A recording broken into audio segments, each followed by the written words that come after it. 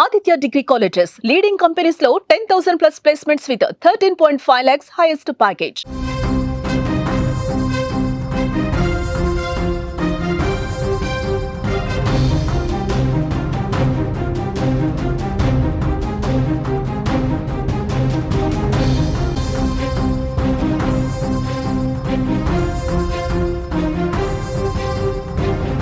మరో big breaking news చూస్తున్నాం. రాయుడి హత్య కేసులో బిగ్ ట్విస్ట్ నెలకొన్నట్లుగా తెలుస్తోంది. రాయుడు ఫోన్ లో వినూతనకు సంబంధించిన కీలక వీడియోలు ఉన్నట్లుగా తెలుస్తోంది. ఆ వీడియోలతో వినూతనను బెదిరించాడంట రాయుడు.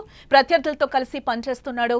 రాయుడుపై వినూతన కక్ష పెంచుకున్నట్లుగా తెలుస్తోంది. శ్రీకాళహస్తిలోని ఓ గోడౌన్ లో రాయుడుని టార్చర్ చేసినట్లుగా తెలుస్తోంది. అదే రోజు కూవం నదిలో డెడ్ బాడీని వినూతన దంపతులు పడేసినట్లుగా తెలుస్తోంది. ఈ కేసులో వినూత, ఆమె భర్త చంద్రబాబుతో పాటు 5గురిని ఇప్పటికే పోలీసులు అరెస్టు చేసినట్లుగా తెలుస్తోంది. శ్రీకాళహస్తి రాయుడి హత్య కేసులో బిగ్ ట్విస్ట్ నెలకొందని చెప్పుకోవచ్చు. శ్రీకాళహస్తి రాయుడి హత్య కేసులో కీలక ఆధారాలు లభించినట్లుగా సమాచారం అయితే అందుతోంది. రాయుడిని కాళహస్తిలోని చంపే మృతదేహాన్ని సొంత కారులో వినూత్న అలాగే చంద్రబాబు తీసుకెళ్లినట్లుగా పోలీసులు గుర్తించడం అయితే జరిగింది. దారి మధ్యలో మృతదేహాన్ని మరో వాహనంలోకి మార్చినట్లుగా కూడా సమాచారం. ప్రస్తుతం మృతదేహాన్ని తరలించిన వాహనాన్ని సీజ్ చేశారు చెన్నై పోలీసులు. అయితే ఈ కేసులో మరో మలుపు తీసుకుంది. రాయుడి ఫోన్లో వినూతనకు సంబంధించిన కీలక వీడియోలు ఉన్నట్లుగా కూడా సమాచారం అయితే వస్తోంది. వాటితో తనను బెదిరింపులకు రాయుడు గురి చేసినట్లుగా ప్రాథమికంగా తెలుస్తోంది. తన ప్రత్యర్థులతో కలిసి రాయుడు తనను బ్లాక్మెయిల్ చేస్తున్నాడనే కోపంతో అతనిపై వినూత కక్ష పెంచుకున్నట్లుగా కూడా తెలుస్తోంది. ఇదే విషయంపై శ్రీకాళహస్తిలోని ఓ గోడౌన్లో రాయుడిని టార్చర్ చేసినట్లుగా సమాచారం.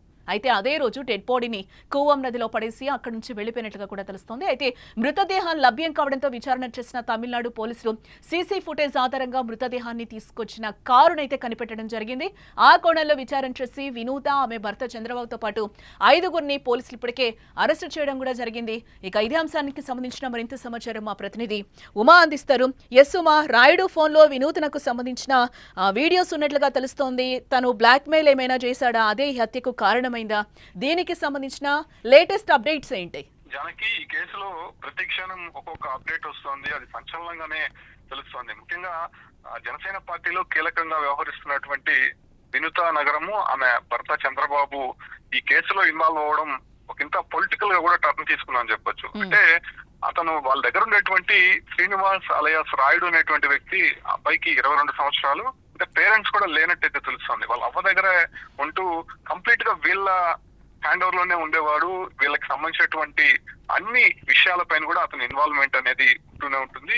అంటే పొలిటికల్ గా కావచ్చు, అంటే వాళ్ళ ఫ్యామిలీ పరంగా కూడా ఒక మెంబర్ అయిపోయాడు అతను. సో ఈ క్రమంలోనే వాళ్ళకి సంబంధించినటువంటి వ్యక్తిగత విషయాలను బయట పెడుతున్నారనేటువంటి ఒక నెపంతో గత నెల 22వ తారీఖున అతన్ని ఉద్యోగం నుంచి తొలగిస్తున్నట్టు వినుత ఒక పోస్ట్ అయితే రిలీజ్ చేసింది.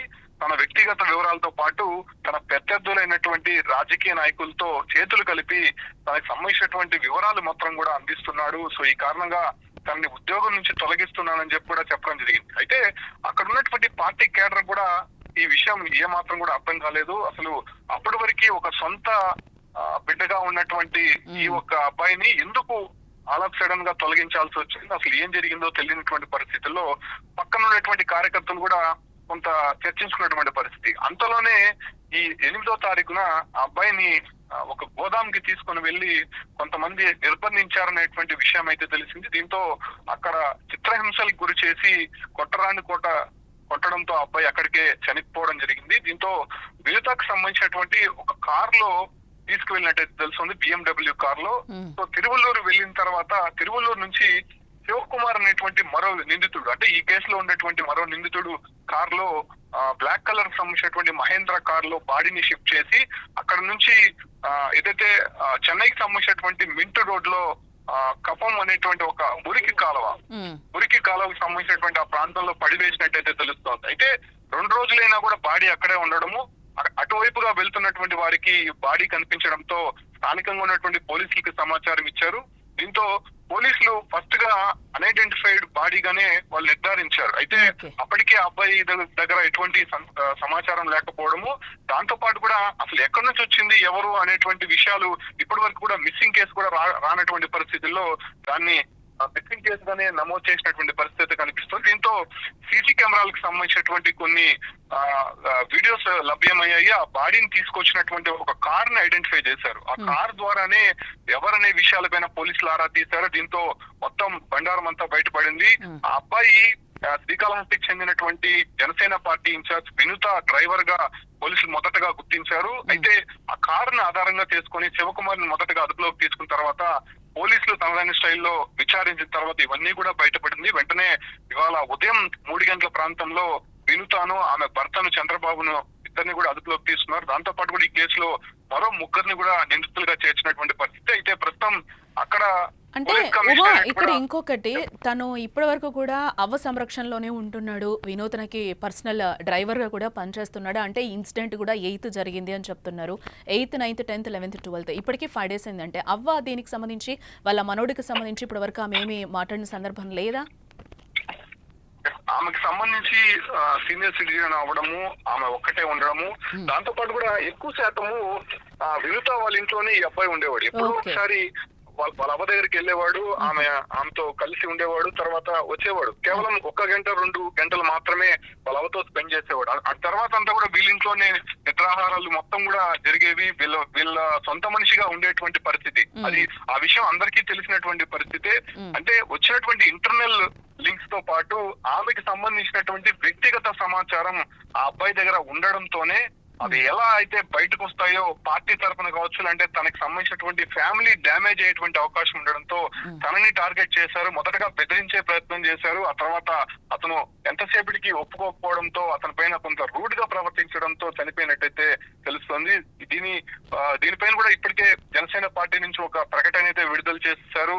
పార్టీ కార్యక్రమాలకి దూరం పెట్టడంతో పాటు పార్టీ నుంచి పూర్తిగా బహిష్కరిస్తున్నాము, ఇక మీదట జనసేన పార్టీకి వినుతకి ఎటువంటి సంబంధం లేదన్నట్టు కూడా పార్టీ నుంచి వెలువడినటువంటి సమాచారం అయితే కూడా మనకు అందుతోంది. సో ఈ కేసు పైన ప్రస్తుతం చెన్నైలో 5 మందిని అదుపులోకి తీసుకున్నారు. కాబట్టి వినూత చంద్రబాబు దంపతులను కూడా అదుపులోకి తీసుకున్న నేపథ్యంలో వాళ్ళు ఏమైనా మాట్లాడడం జరిగిందని అనుకోవచ్చు అంటారా ఇప్పటి వరకు కూడా? ఇప్పుడు పోలీస్ కమిషనర్ అరుణ్ చెప్పినటువంటి విషయాల మేరకు వాళ్ళు చేసినట్టు అంగీకరించినట్టయితే ఆయన స్పష్టం చేశారు. ఈ యొక్క వ్యవహారానికి సంబంధించి ఆధారాలు పక్కాగా ఉన్నాయి. మొదటగా ఆ కార్ లో తీసుకొచ్చినటువంటి బాడీ కారణంగానే శివకుమార్ అనేటువంటి ఒక వ్యక్తి ఒప్పుకోవడం జరిగింది. ఎక్కడి నుంచి ఎక్కడికి తీసుకొని వచ్చారు, ఎవరెవరు ఉన్నారు, ఏ కార్ లో నుంచి షిఫ్ట్ చేశారు బాడీని, అసలు ఎక్కడ దాడి చేశారు, ఎక్కడ చనిపోయాడు అనే విషయాలపైన కూడా పూర్తి సమాచారం పోలీసుల ముందు ఒప్పుకోవడంతో పక్కా సమాచారంతోనే ఇవాళ ఉదయం వినుతాని అరెస్ట్ చేశారు. ఎందుకంటే ఒక పొలిటికల్ గా లీడర్ గా ఉంది కాబట్టి ఆమెను అరెస్ట్ చేయాలంటే పక్కా ఆధారాలు తీసుకున్న తర్వాత పోలీసులు అరెస్ట్ చేయాల్సి ఉంటుంది.